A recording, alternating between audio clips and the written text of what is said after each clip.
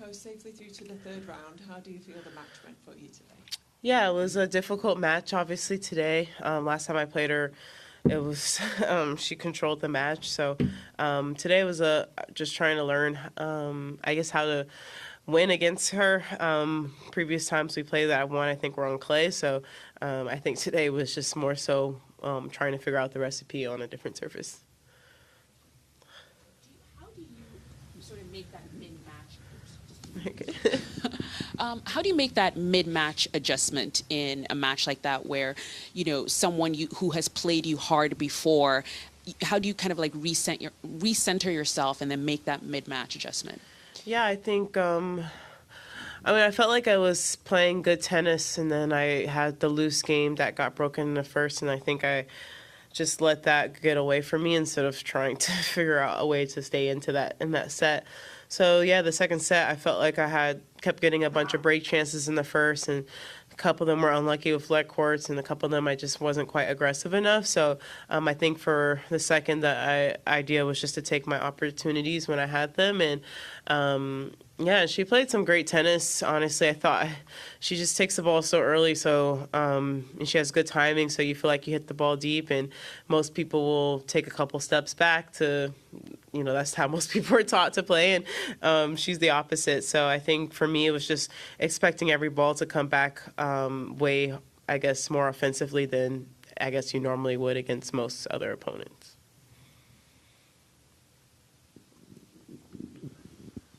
Hi, Coco. Congratulations. Iga yesterday talked a little bit about some of the expectations that she often feels when she goes out on court, especially this season. I'm curious, when you find yourself down a set or perhaps broken on serve, do you ever feel those expectations in the back of your mind, or do you ever even think about them when you're in the middle of a match? Yeah, for sure. I do think about them a lot, but honestly, today I wasn't. I had no expectations going in.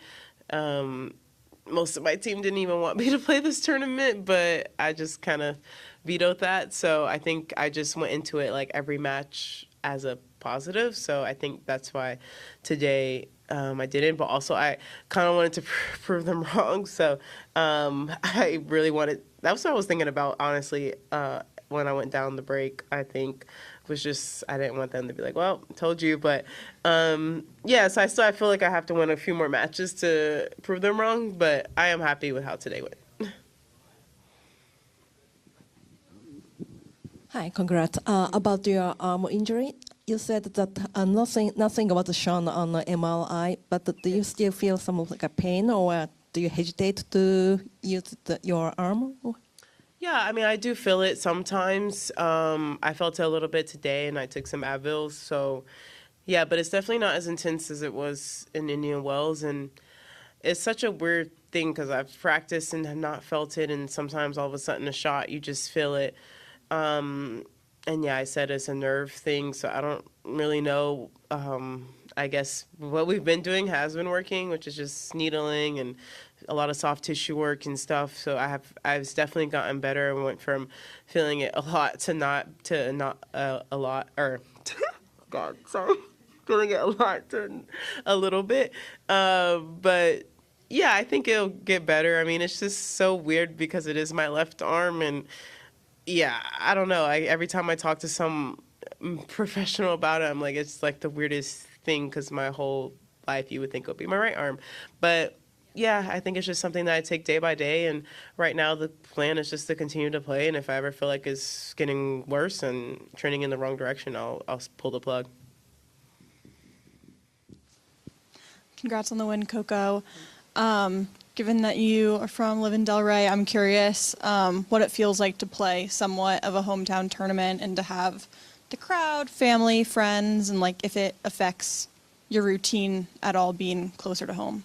Yeah, I mean, the only thing is just the distance. I choose to stay at home just because it's only about a 20 more minute commute from Brickell, so I'd rather just spend the extra 20 minutes driving and be home. So that's the only difference in routine. And also I forget, like, I can get my laundry done here, so I keep taking my laundry home just out of habit.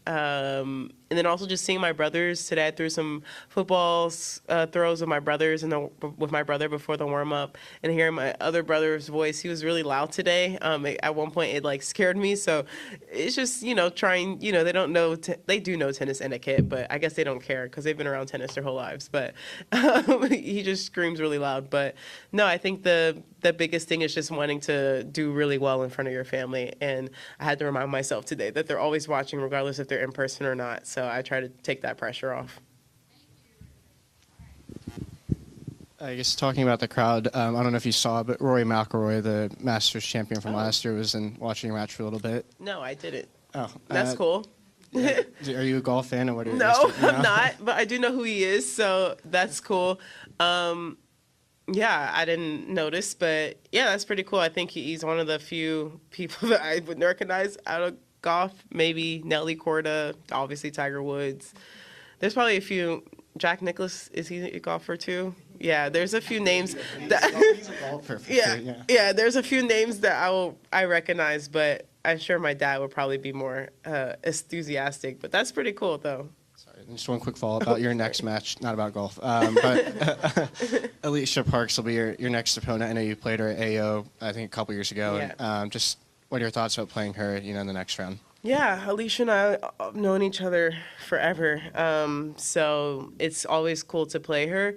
Obviously, I'm expecting a way different match than AO, just considering I feel like, she's gotten a lot better, and I feel like I've gotten better too, so I think it'll be a tough match. And, yeah, she's been playing some great tennis, and I'm always rooting for her. And, yeah, I'm excited that we get to play each other. We, I guess, hit on the public courts, probably about an hour drive from here, Pompey Park. That's where we hit. So to be able to play on the big stage in Miami, I guess this is both of our home tournaments. It's pretty cool.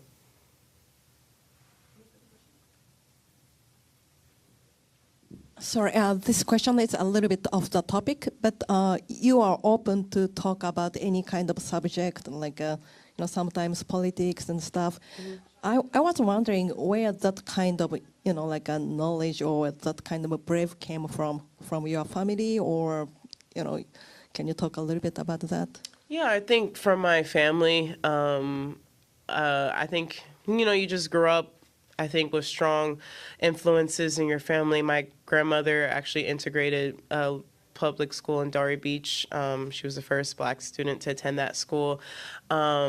So I think when you have someone like that in your life, you just naturally, that's just how I was raised. And we talk about tough things in our household. We talk about basically everything. And my parents have never told me to shy away from what I believe in. And yeah, I think I try to always approach these things more on a moral level than a political level. And I think for me, some people view it as political. I view it more as like humane. So I'm always going to advocate for like the moral good thing to do. And when you want to talk about taxes and stuff like that, then, that's up for discussion. But when it comes to human rights and equality, I think that's just something that it's very easy for me to talk about because morally, I think that's the right thing to do.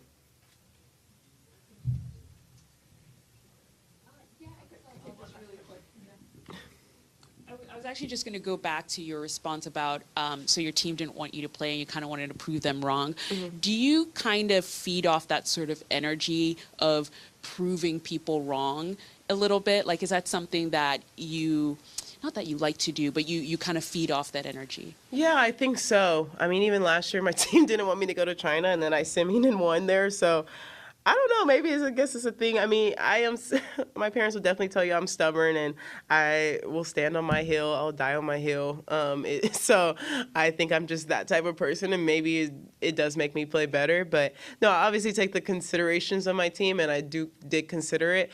But, life happens, and you just realize, if I have the opportunity to play this tournament, I'd rather take it up because you don't know what's going to happen. And tomorrow's not promised, so I just want to make sure I make decisions that I know I won't regret in the future, and I think I would regret not playing more so than playing, because at least if I played and did bad, it was like, well, I guess I have time to train for clay season, whereas if I didn't play, I'm just going to be watching the tournament being like, I want to be out there for 3 weeks. So I'd rather torture myself maybe for one day than for 3 weeks.